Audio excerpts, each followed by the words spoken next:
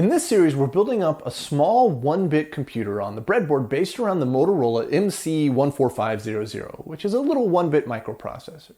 And so far, I think we've built just about everything that we can. I mean, the breadboard is chock full from top to bottom. There's not really any space on there to expand any further. And in the previous episode, we got a program on there that kind of tested every aspect of the machine, from input to output and to the newly added scratch register. But that program didn't really give us any meaningful output. It was literally meant to just test those pieces. And so what I want to do today is I want to try and get a program onto the machine that does give us meaningful output. So I have an idea about how to get it on there because it's quite a long program. So let's hop over to the bench, take a look at how we're going to get the program onto the machine, and then we'll take a look at what the program actually does. So let's get to it.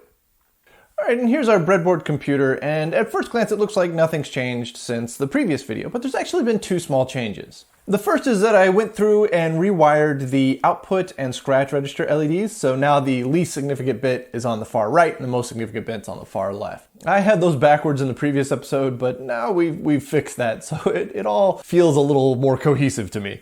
And the second thing that's changed is that I've added a little toggle switch up here. And this toggle switch is actually interrupting the clock signal that's coming from our NAND gate collection over here.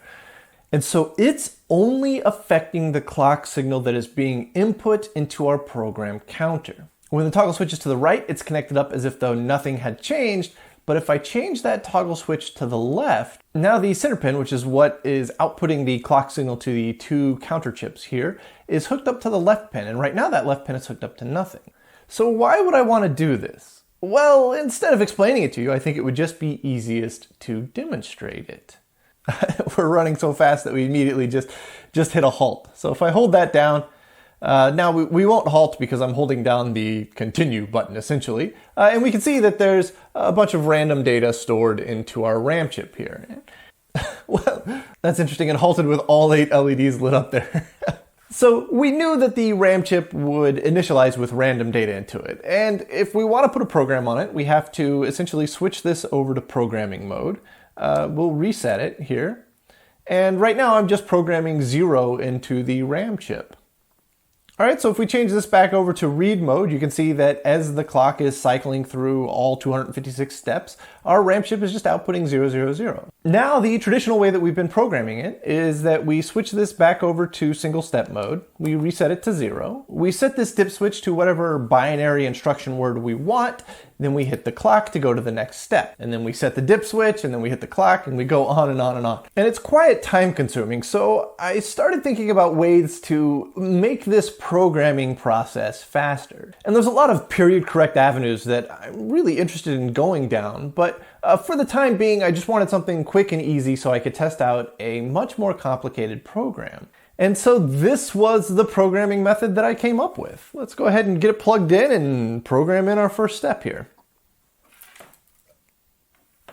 Yes, I pulled out an Arduino, and the irony of using an 8-bit microcontroller to program a 1-bit computer that we built on the breadboard that is easily 1,000 times larger is not lost on me, but it's making my life a lot easier for getting complex programs into our little RAM chip here. Now, the way it works is that these 8 wires here are controlled by the I/O pins on the Arduino, and they plug directly into the 8 bits that are our instruction word. And then this yellow wire here plugs into the left pin of the toggle switch. So when the toggle switch is in the right position, the clock comes through as normal. But when the toggle switch is now in the left position, the clock is being supplied by the Arduino through this yellow wire here. And then these 2 jumper wires here are just power and ground. So the Arduino itself is going to get power from the breadboard.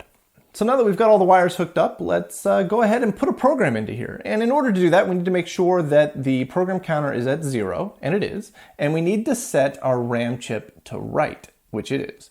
And finally, we have to make sure that the clock is coming from the Arduino. And so this little switch is to the left here. So everything is set up. Let's go ahead and plug in the power and ground to the Arduino here and watch it go to work.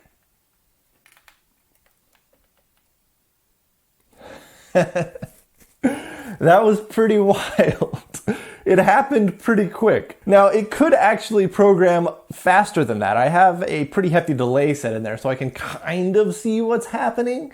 But there's no reason that it couldn't go a lot faster. But having said that, it's still really fast.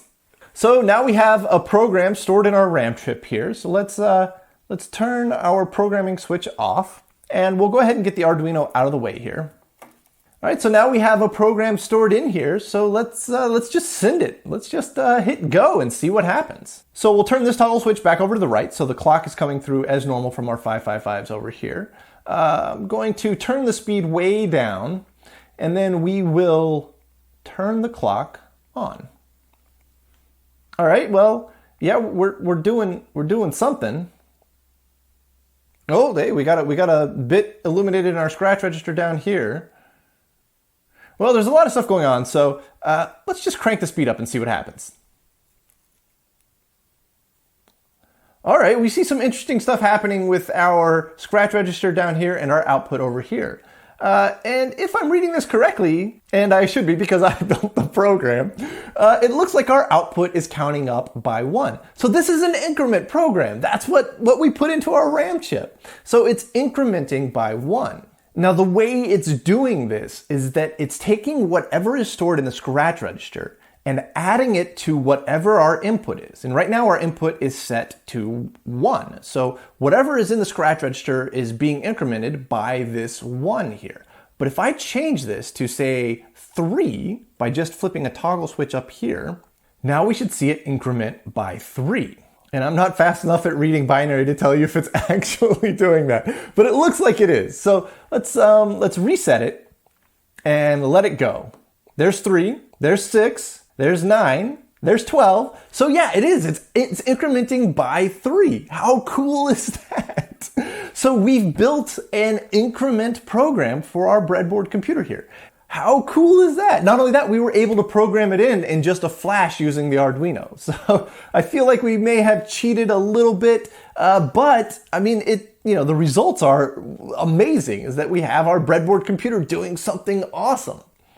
All right, so as awesome as this is, I kind of hit you guys with the end result first. So let's rewind a bit and find out how we got here. And first of all, we got the program onto the breadboard really quickly with the Arduino. So how did we do that? Well, let's take a look at the code. So full disclaimer, I am not a very good programmer. I am a terrible programmer. I tend to brute force things where there's often a much more elegant solution. But essentially what I wanted to have happen was that I wanted to be able to write the 8-bit binary instruction out in the program and then have that automatically be put in. And so in the code here, you can see at the top we declare some constants. These are just setting up our input-output data pins.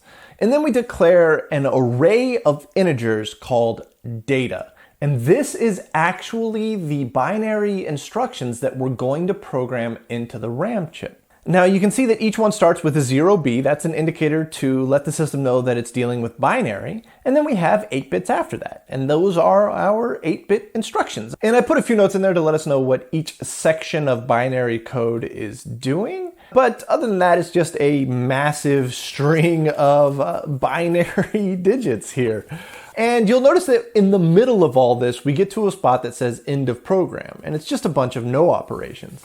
And if we follow those no operations for a bit, we come back around and it says set up and add without carry bit 0. And this is just the program copied over again. And that's because we have 256 steps available. And the program only took up about 100 steps, maybe a little less. So I just copied the first 128 steps to the second 128 steps. Since the entire increment program is reliant on the entire program counter looping around, having it twice in the same 256 steps allows me to essentially double the amount of times that the program runs. And we'll go into a bit more detail about what the program is actually doing a little later. But if we scroll all the way down beyond that, we get to the actual meat and potatoes of the program. And in the setup section, we're just setting up the input-output pins on the Arduino for output. And then loop is where it gets interesting. And it's pretty simple. We have a for next loop that counts from 0 to 255. So that's all of the 256 steps that we have available to us to put data into. And the first thing it does is it runs a subroutine called 0. And if we scroll all the way down to the bottom, we can find the 0 subroutine. And all we're doing is we're taking all 8 of the output pins and setting them low. And once all those are set low, we jump back up to the top and we start reading the bits of the data. It takes whatever Y position you're at and then reads the individual bits from 0 to 7, so all 8 of those. And if one of those bits is equal to 1, we set the corresponding pin on the Arduino to high. And then all we need to do is toggle the clock. And so we set the clock to high, we wait 10 milliseconds, then we set the clock to low and we wait 10 milliseconds. And then that's the end of our for next loop. So we go all the way back up to the top, Y goes up by 1, and then it does that again. And then when Y is equal to 255, our for next loop is completely finished, and we go to the next step, which just says while 1. And this is just a pause loop, so that way I know that it's done programming. So as I said, it's a really brute force way of doing it, but it got the job done, and the results speak for themselves. I mean, you can see that we're incrementing with absolutely no problems. So awesome, we figured out how to get programs on there. Now for this program in particular, what on earth is happening? How are we achieving an increment with such limited hardware? Well, let's take a look at the program itself, and we'll step through it one step at a time and see if we can't figure out what's going on here. All right, so at address 00000, we have a no operation. So that's good. So we go to the next step here, and then we've got 0110, and this is an OR with the complement, and this essentially forces a 1 into our result register so that we can then store that 1 into the IEN register and the OEN register. This is the same basic setup that we do pretty much every time we run a program. Now here's where it starts to get interesting, because in order to do an increment, we have to be able to add 2 binary numbers together. But if we remember, the MC14500 has a logic unit, not an arithmetic logic unit. It can only do logic operations. So in order to do binary addition, we kind of have to brute force it, which brute force has kind of become a theme of this build, and I'm not opposed to that. So our first step here is to load, and we load the input from here. Okay, so we're loading a 1 into the result register here. Now the first few steps that we're doing are just a half add. We're not including a carry. So we're only gonna add what is at bit 1 in our input and what is at bit 1 on our scratch register. Now we've got our input loaded into our result register here. So we're gonna AND that with whatever's in the scratch register, which right now is 0. So that's gonna make our result register go to 0. That's what our operation here is, 0011. Now if we look at a half adder, if we take the 2 inputs and we AND them together, that gives us the carry. Now I need to store this carry somewhere so that it can be used in the next operation. So I'm gonna store that carry at the very last bit here. But because our carry was 0, our very last bit is stored as 0, so we can't see anything there. Now again, we're gonna reload the input back into the result register, so 0001. So now we've got a 1 in our result register, and we're going to XNOR that with whatever's in the scratch register here. Now if we look at a half adder, it's not an exclusive NOR, it's an exclusive OR. But an exclusive NOR is just an exclusive OR with the output inverted. So if we re-invert the output of an exclusive NOR, we can get the equivalent of an exclusive OR. So the next step here, we XNOR the input with the scratch register, and that turned our result register off. And now we need the inverse of that stored into our scratch register as our first bit. And just so happens that we can use the STOC command for that, which is 1001. And this stores the inverse of whatever's in the result register. So the inverse of 0 is 1. So you can see that we have 1 stored here. So we just did binary addition without actually having a full adder on the board. How cool is that? We forced our way through binary addition. But we only do a binary addition without the carry for the first bit. And this program is set up to be a 5-bit increment program. So for the next 4 bits, we need to do essentially a full add. And this is a lot more difficult. But fortunately, the Motorola MC14500 handbook has an entire chapter dedicated to doing arithmetic functions with this chip. And I'm not going to pretend I know exactly what's going on here, but it's kind of like baking a cake. I don't have to know how to bake a cake. I just have to know how to read the instructions. And so all I did was pretty much just copy what they have written here, and that's how I did a full binary addition. So let's skip a little further ahead in our program here. We'll get up to where we have a little more interesting addition going on here. Okay, now we have some more interesting data stored into our scratch register that should demonstrate the addition a little better. All right, and we've actually circled all the way around back to the beginning of the program. So we're just going to burn through these first 9 steps real quick. So now we did an OR with the complement to store an IEN and OEN. Then load, this is the beginning of our binary addition without carry. There's AND, we're going to store that temporarily, we're going to load again, we're going to XNOR, and then we're going to store the complement of that, and now we're at a no operation. And now we're starting the binary add with carry, all right? And so we have our carry temporarily stored here. So we're going to load that carry into the result register, and so we can see that the carry was 1, so we loaded a 1 into the result register. We're going to XNOR that with whatever is stored in the scratch register, which in this case is 1. And then the next step is we're going to do an XNOR again, only we're doing it with the input. And so we're going to temporarily store that new sum into the scratch register. And I'm going to store it at this second bit here, which is illuminated, but this is just a temporary storage place. Now next, we're going to load the value that's stored in the scratch register back in. So that's here, so that's 1. So we loaded that back in. We're going to OR that with the carry. And since that was a 1 and, well, the carry's a 1, our output's going to be 1 there. And so you can see that our result register stored a 1 here. We're going to AND that with the input from here, and that is not 1. So that's a 0. So our result register should turn off. Yeah, okay, so there it went. Okay. Now here is where it gets interesting. So we're going to essentially do IEN, which is 1010, with the scratch register at 010. And 010 in this case is this 1 here. So that means that our IEN is actually still working. So the next few steps will actually do something. But if this was a 0, then IEN would have been turned off, and we couldn't put any more input into the chip. And so that essentially creates an if-then statement. We're saying if this bit is 1, then do the next 2 steps.